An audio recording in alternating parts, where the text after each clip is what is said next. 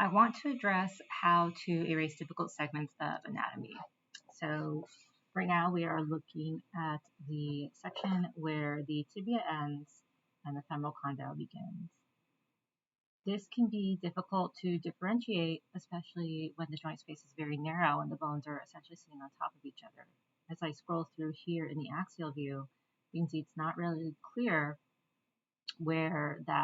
what I should be erasing. So here we see the femoral condyle, scroll down, down, down. We see the joint space, that probably can be erased, but when we get here, where does the femoral condyle end and where does the tibia begin? The best way to address this is by looking at the segment in multiple views. 3D Slicer isn't going to automatically triangulate your mouse for you, so you do have to navigate yourself, and that's going to depend on whether you are using a trackpad or whether you're using a mouse. A mouse with a scroll bar is really good for this. For example, when I depress my scroll bar, I can move the image around to zoom in, where I want. If I want to be on the left or the right leg. And I can right click and hold to zoom in and out. So let's get the eraser, and I can just show you how. I'm going to do this in the non-sphere view, the flat view, just because this is such a narrow area I'm working with. You can see here, depending on where I am, I can see my eraser in almost all three views, and you can adjust accordingly. So maybe I want to be more here, and on this view, it's very clear where the tibia is, where it isn't. So by this view, I mean it's very clear in the sagittal view, but in the axial view, it was less clear.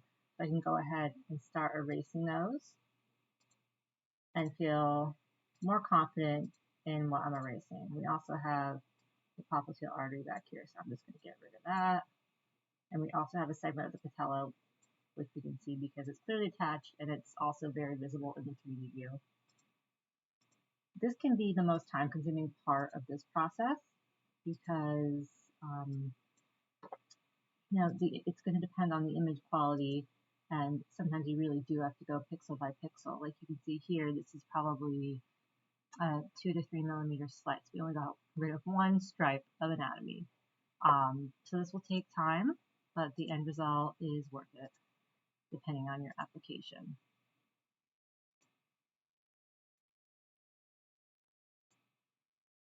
And sometimes the beauty of radiology is you have to use your imagination a little bit, because ultimately we are using square 3D pixels, we're using voxels to try to recreate the anatomy, and it's not going to be as smooth or beautiful as a bone in real life. For example, even if I erase here, you can kind of see there's a little bit of what's probably an osteophyte or a little bit of arthritis.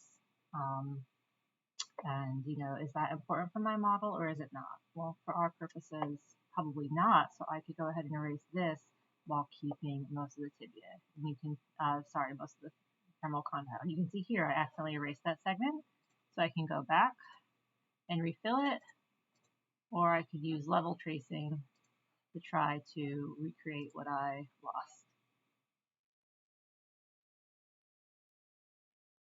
So level tracing will refill that in, but it also refills in the joint space here. So you have to go back and erase. And this is really just a trial and error process. Probably one of the more time consuming parts of this, but it is what it is. So I'm going to continue editing and filling this back in. And the next tutorial will be, once you've finally isolated your femur segments, how we can export these as a left and right femur as well as a combined model.